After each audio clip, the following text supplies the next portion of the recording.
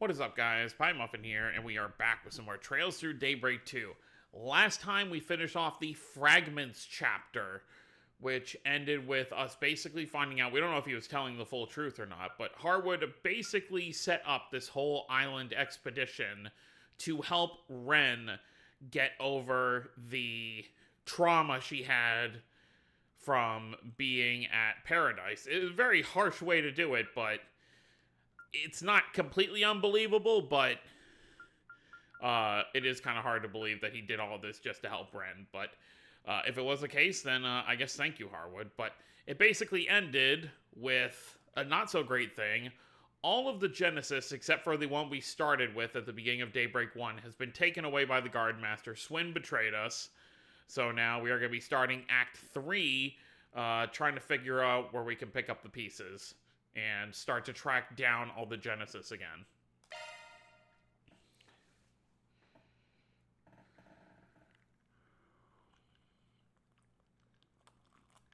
Alright, 5 days later, March 20th.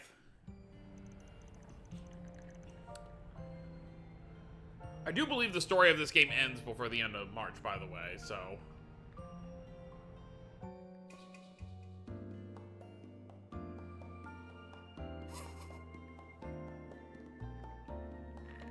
The Act of Gathering. まさかこんなことになってしまうなんて。ナーディアちゃんまで。今までお世話になりました。手伝いすっぽかしちゃってごめんね。なあちゃんより。普通に考えればスウィン君を追ってってことよね。はい、間違いないと思います。あれからいつかずっと思い詰めていましたし、あのような別れ方をしてしまった以上ですか。ガーデンマスター、あの後少しだけ事情は聞いたが、あの小僧の相棒にして兄貴分、小娘にとっちゃ実の兄だったが。ナーディアちゃんはありえないって言っていました。ですがスウィン君にとってはそうじゃなかったのかもしれません。2年ほど前依頼を受けた時もそこまでは踏み込まなかったが、数年間生死を共にしてきた相棒と物心つく前に生き別れになったっつう兄貴、そのあたりのギャップもあったのかもしれない。でもだからってパートナーと離れてまで敵側についちゃうなんて。償い、そう言っていましたね。その言葉にどれほどの重みがあるのか、私たちには想像もつきませんが。何にせよナーディアも含めて放っておくわけにはいかねえだろう。8つのゲネシスのうち7つも奪われちまったのも含めてな。はい、バンさんのおかげでこの一つだけは奪われずに済みましたが、首都に戻ってきてからずっと光っているんですよね。はい、淡い光ですが断続的に、多分他のゲネシスに共鳴しているんだと思います。おそらく首都のどこかにか。Yeah, so they're nearby あのゲネ somewhere. シスを7つも手にして何をしようとしてるんだか。ろくでもねえことなのは間違いねえだろ。下手すりゃアルマーダよりもな。あの破壊やイカれた双子との協力関係はもう終わってるみてえだが。こっちも情報網を広げちゃいるが、そろそろ本格的に動き始めねえとな。取り返しのつかないことになる前に。Hey! Welcome back, kiddo. カトル君、お疲れ様です。ネット関連の設備補強も終わったみたいですね。うん。復帰後最初の仕事としてはちょうどよかったよ。あの後体力もすぐに戻ったし、むしろ以前よりも調子がいいくらいかな。何よりです。すっかり調子も戻ってきたみてえじゃねえか。ま、よかったじゃねえか。博士とも連絡が取れたのが聞いたみたいだな。うん。何よりの薬だったかな。エレネーも含めて改めてちゃんと話せたし、ずっと隠してきた秘密がバレたことも、天使の力が少し残ったことも。忘れないでカトル。それも紛れもなくあなただということを。痛みに向き合って気づけたのでしょう。心から受け入れてくれる人たちがいることも、研究者としてもあなた自身としても、どうありたいかゆっくり考えてみるといいわ。でも困ったらいつでも相談してね。カトル君には私たちもバン君たちもついてるんだから。自分が何なのか、それは僕自身が決めることだ。だから精一杯悩んでみるよ。この力も否定せず役立ててみながら、世のために培ったものを活用するハミルトン一門の末裔としてね。カトル様、Hey. いい表情になられましたね。私たちも支えますから、裏解決屋の仲間として。不可思議な力っていうなら、私や所長も似たようなもんだしね。ああ、あれだけの力コントロールできるに越したことはね。今後の活躍もせいぜい期待させてもらうか。フィオ、ゼロスもついてる。うん、分かってる。フィオたちもありがとう。揃っているみたいね。えらい。やっぱりギルド方面の情報網にも引っかからなかったみてえだな。ええ、依然ガーデンマスターやスウィン君らしき情報は得られていないわ。同時に赤黒い魔装機への警戒もある以上、あなたたち方面の動向も無視できない。伝えていた通り、改めて非公式の協力体制を敷かせてちょうだい。エレインさん、心強いです。噂を聞きつけた各勢力が続々と首都入りしてきているって情報もある。その意味で街の匂いも変わってきている。カトルも戻った今、ちょうどいい頃合いか。この街のどこかに潜んだ敵を見つけ、スウィンやナーディアを連れ戻すためにも、情報収集を頼んでるベルモッティをはじめ、他のつても総動員しつつ動くぞ。準備はいいな、お前ら。We got our group together. At this point, you know, Elaine is basically an Arkwright Solutions member. Marduk support. Yep, new floor of the Martian Garden.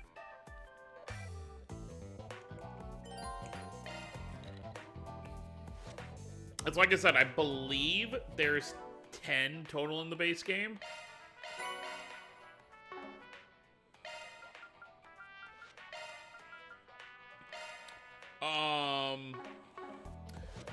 So yeah, it is very nice. I really, what I really wish these games did more, because obviously, like, I'm not gonna go deep into it, but obviously Elaine fans and Agnes fans can sometimes get each other's throats, because both of them obviously want Van to be the end game love interest.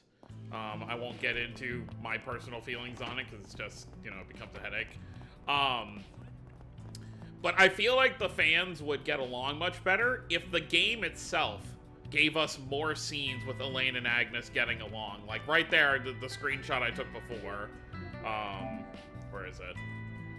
Like this one, like, they are very genuine with each other. Like, regardless of, you know, whether... It would be more on Agnes's side that she would kind of see Elaine as, like, a rival, in a way. You know, when it comes to that, but... They don't... It's not one of those, like... It's not one of those love triangles you see in fiction sometimes where it's like, oh, I hate you, you're trying to steal my man, blah, blah, blah. But, yeah. Hopefully future games can give us more Elaine and Agnes content together. This is what I'm very happy to be back in the capital about. We can use the S boosts. Or we can refill our stuff there. So, we are in Act 3 now, officially. So we will have a lot to do here. Let's see. So even though we have access to the garden again, which I think we're going to actually handle that first, we won't have access to Swin and Nadia for the foreseeable future in and outside of the garden. So basically, Elaine takes Brigard's spot in terms of, like, the main group. But yeah, so let's go ahead and, actually, you know what? That's good how it is right now.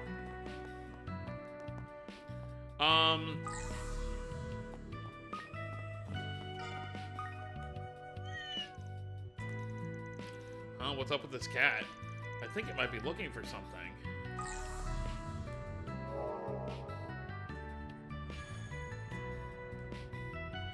So we'll do this first. We'll handle the new floor of the Martian Garden. And then at some point between videos, I will obviously handle the in-between stuff. So, party-wise, like I said, we have access to everybody except for these two. So this is my only issue with this game, is that it doesn't keep up the characters we haven't gotten to use in a while. Rune, obviously, we got to use at the end of Act 2. But these two we haven't used since Act 1, so they fall by the wayside. But don't worry, because there is a point where we get to use them again, and they will just jump up on their own. So that's why I'm not even going to bother leveling them up right now. Because it's just not necessary. We are going to get Ren. Oh, Shizuna we're going to kick out for a bit. Because she'll get jumped up as well. Quattro. You know what? I'll just do it this way. Because we will get Ren back during this act at some point. She will join up with us again, but when she does, she'll also get bumped up as well. So it's best to just keep the characters we're actually using right now. I didn't even realize that they don't have any accessories on.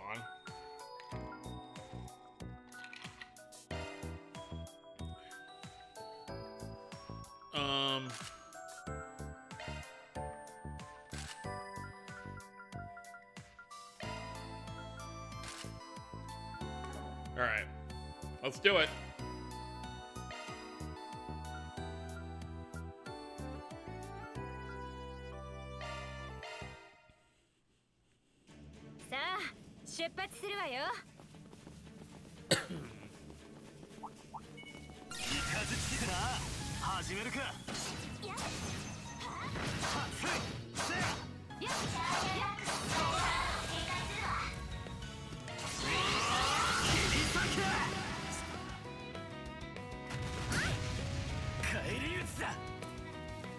You know, the more I really look at some of the objectives in the achievement book, the more I realize how much work it's going to take to platinum this game compared to the first game.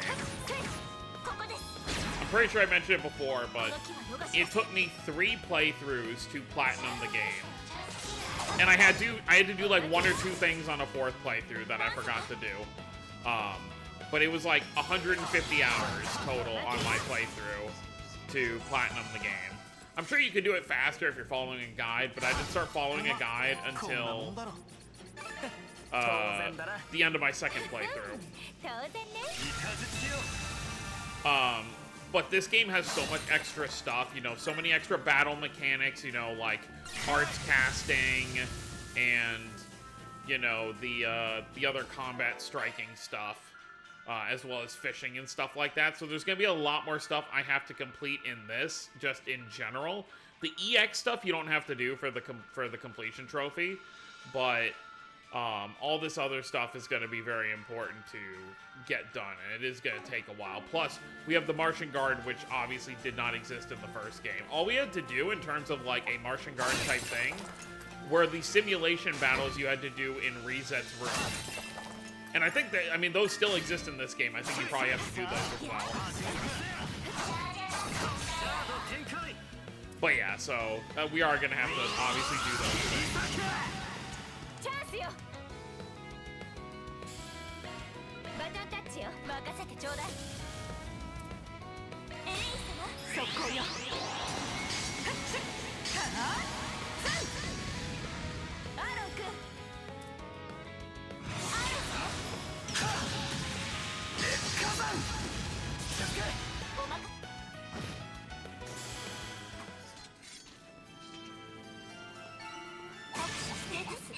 トレジャー発見ですね。戦局万来ですね。 Oh yeah, lovely. Stone for Leon.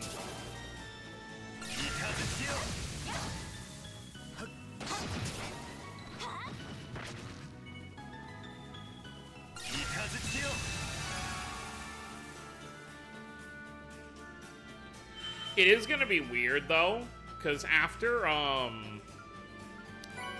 after this game, we obviously have Sky First coming out. I don't think I'm going to do a playthrough for East vs. Trails in the Sky because it's not solely a Trails game. I do plan to play it, but I'm not going to make a video series on it.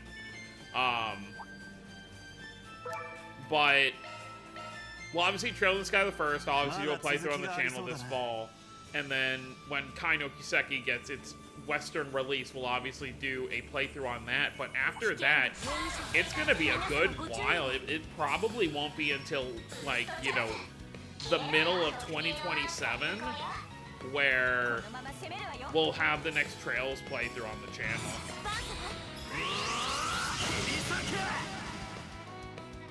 You know, unless they drop, you know, Trails in the Sky SC remake before that. But I can't imagine they will. Obviously, all the remakes of the mainline games I will be playing on the channel. And I think they will at least go as far as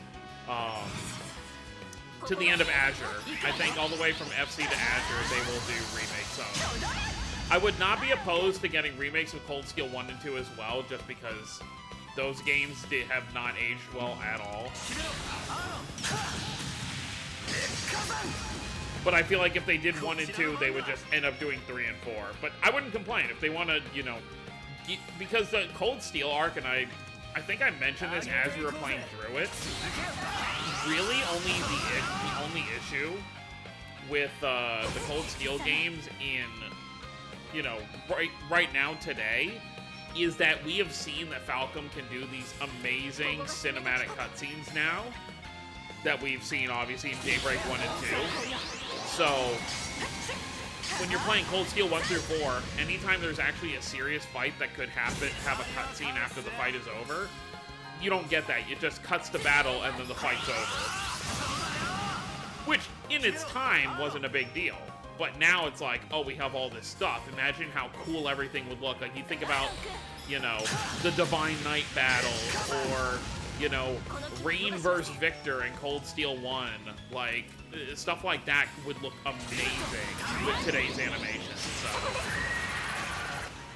Plus, there's nothing really stopping Falcom for just going through the whole remake train. I think, obviously, they don't need to remake Reverie. There's no need for that, because Reverie is when they first started doing these animations. But I would not be opposed to us getting from Sky to Cold Steel 4, you know, completely redone.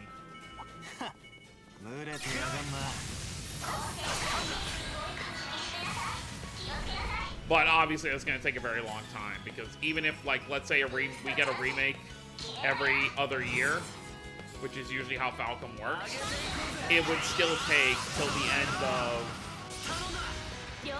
Sky 3rd remake would probably be in like 2028 or 2029, depending on how long it takes. And then so by 2032, maybe we have all the way through Azure done. But it also depends if they want to keep doing the remakes consistently, or if they want to do the remakes for the Sky games and then finish the series and then do remakes for everything else.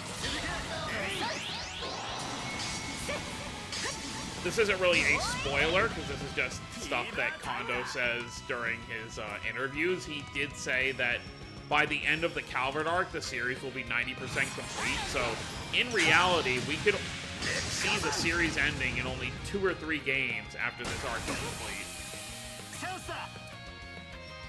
Once we're done with the Calvert stuff, which, you know, obviously it would lead into the big Ouroboros stuff and what exists beyond the world, which obviously with the McBurn stuff we've been teased on for a while, as well as in Cold Steel 2, I believe, where you know, Vita was talking about that stuff a bit too. Like, obviously Vita knows what's beyond the world, or at least whatever the Grandmaster has told her.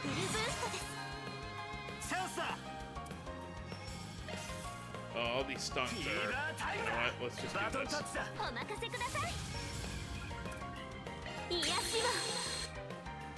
But yeah, so I can see there being, you know... If they don't... Because if you really think about it, we've done all the big regions in Zemuria. All the other regions in Zemuria we haven't had arcs that are focused on, or games, are relatively small in scale. You've got places like Orid, or Lemon State, where the Bracer HQ is. Obviously Northumbria, they're not going to make a game on, or, you know, an arc on, because we already know everything that kind of goes on in Northumbria, and there's not really anything up there. So, in reality,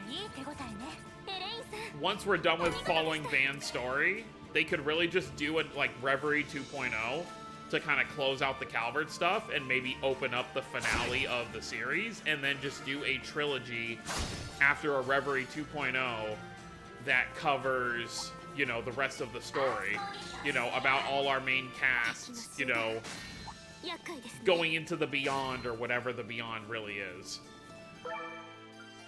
But obviously that's the topic for another day, because games like that, you gotta think about how many playable characters we've had up to this point, and how many playable characters we would have to have in a set of games like that.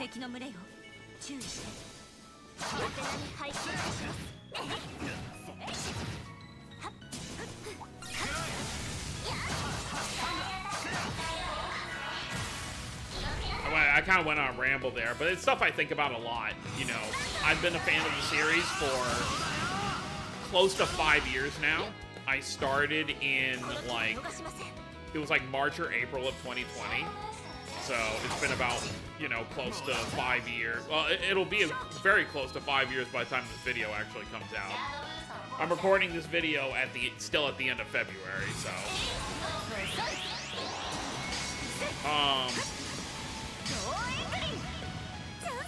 But I think about it a lot, kind of like where the series is going to go for its finale, because ever since, like, Sky SC, it's really begged the question of what exists beyond the world, you know, especially with all the Septarian stuff we've seen, you know, the Oriole, the stuff with Kia and, you know, the Azure Tree, and then in Cold Steel we had stuff relating to 2 Septarians. And then, of course, whatever Septarian we are going to see later in this arc, because you're not going to have an arc end without seeing a Septarian.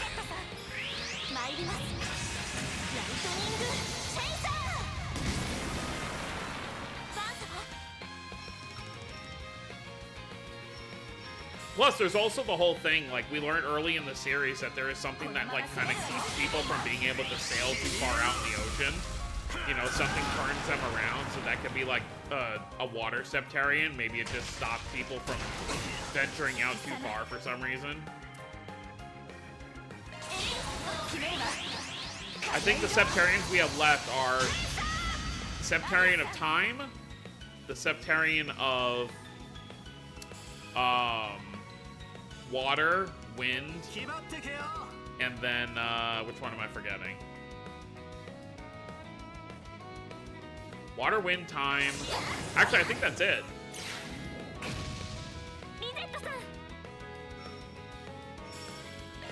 Yeah, because I think Mirage was... Septarian Mirage was the Oriole, I believe. I might be getting some of them mixed up. Septarian of Space was the stuff with Kia. The Septarian of... And then we have the Septarians of Earth and Fire. I forget what they were called during the Cold Steel stuff. We didn't deal with them directly, but everything with the Divine Knights had to deal with them. So obviously there's only 3 left.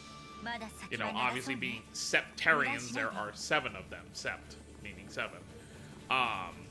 So yeah, we do still have those 3 left, which obviously one of those is this arc, and, you know, you can put 2 and 2 together, especially in this game, with all the time rewinding we can do, that the Septarian of this is probably has some relation to the Genesis, and as well, you know, is time. So that means after this arc, we likely only have the two Septarians that are going to be left are going to be water and wind, which is kind of weird we deal with the one of time before water and wind, because water and wind feels like it would be kind of like lower scale. It's like, okay, so there's going to be a Septarian that has to deal with the sky, and then something that has to deal with the ocean. I have seen a theory, though, that maybe the Septarian of water could be used sometime in the future to fix what's going on in the east with the desertification that we've known about. But we still don't know about, you know, any characters that have gone to the east and what they've seen. Obviously, we know that Hamilton went to the east, but she hasn't really been super talkative about what she saw while she was out there.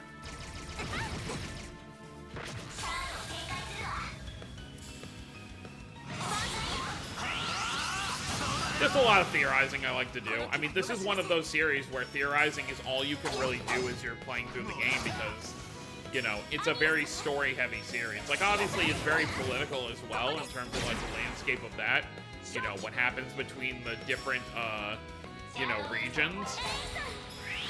You know, obviously, it's been that way for a while, you know, just Erebonia, you know, trying to take over Liberal, or invade Liberal, as well as everything that happened with Crossbell.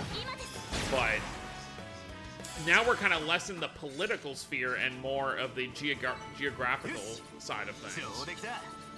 Like what's happening to the world that they're in, and what lies beyond the world that they're in.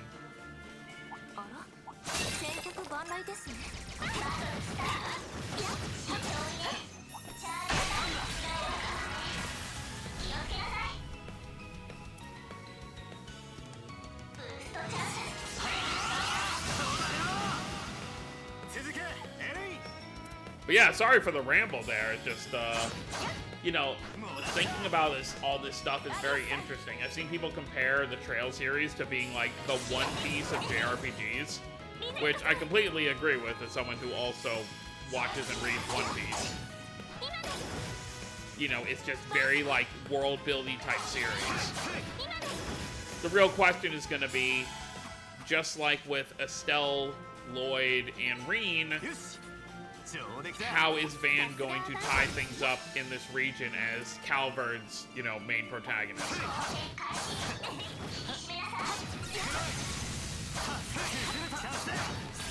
You know, if we do end up dealing with the Septarian of Time, what kind of situation is it going to look like? And what does the Grendel have to do with everything? Because that's the other thing is, we know that the Grendel is obviously, it comes forth for two reasons. One is the Genesis, and two is the demon inside of Van, which obviously, I don't think the demon is like a primary factor, because we do know that whoever this red Grendel is has a Grendel as well, and you would presume that they probably don't have one of the 7 demons inside them. But, I'm getting a little too ahead of myself with that stuff.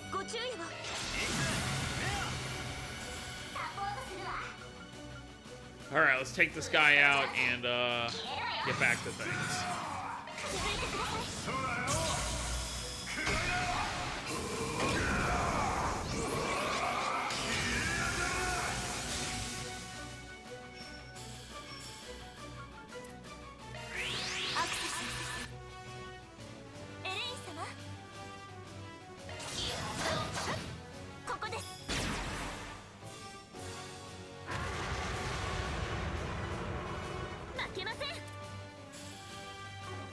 I really need to change Agnes's court setup, because her just having these 4 things is ridiculous this late in the game.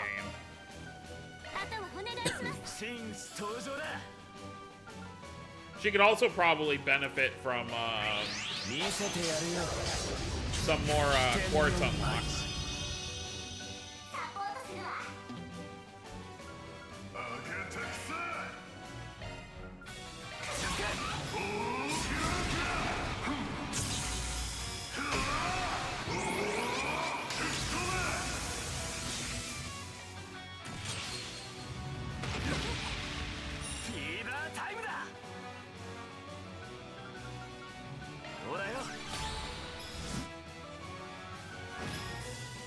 の機は逃しません。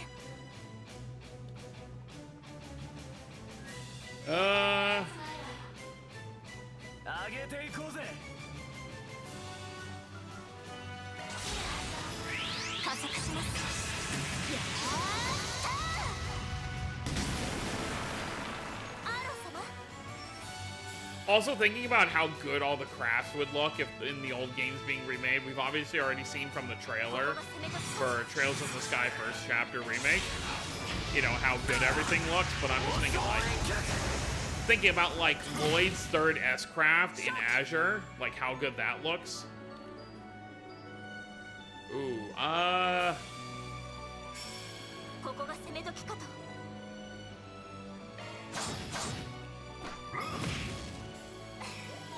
っちのものね。フルブースト決めなさい。バン。ここが攻め時かと。お願いします。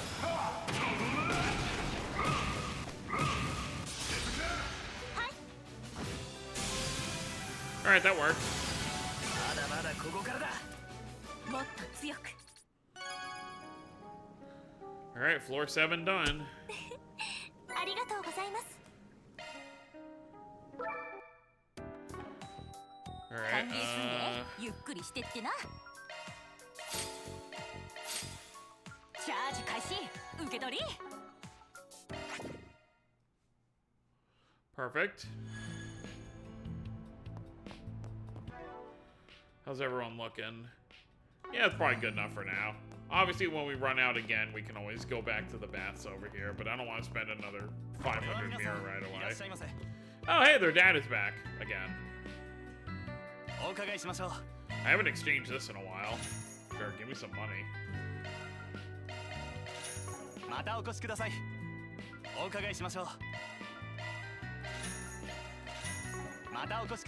So I believe bargain bin is like, obviously, you know, when you forget about stuff. Alright, Agnes, what can we do for you? I don't have enough for that. But I do want to change her stuff, so let me unequip everything, and let's prioritize for magic. Hopefully that will help her. No, it still doesn't really give her a ton. She's still on the healing side of things. So let's give her... Let's give her Ivy Frost and...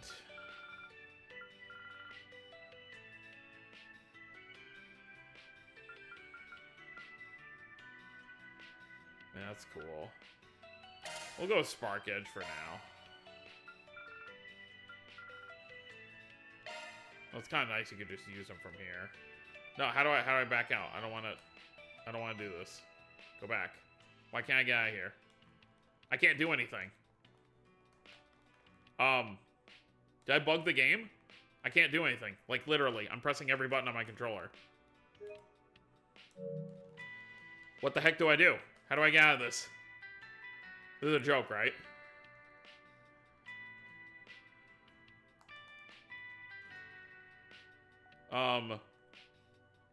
Is there really nothing I can do? I hit the tier button and then I can't click anything. This is already 34 minutes into the video. Alright, well, we are going to actually end the video here then.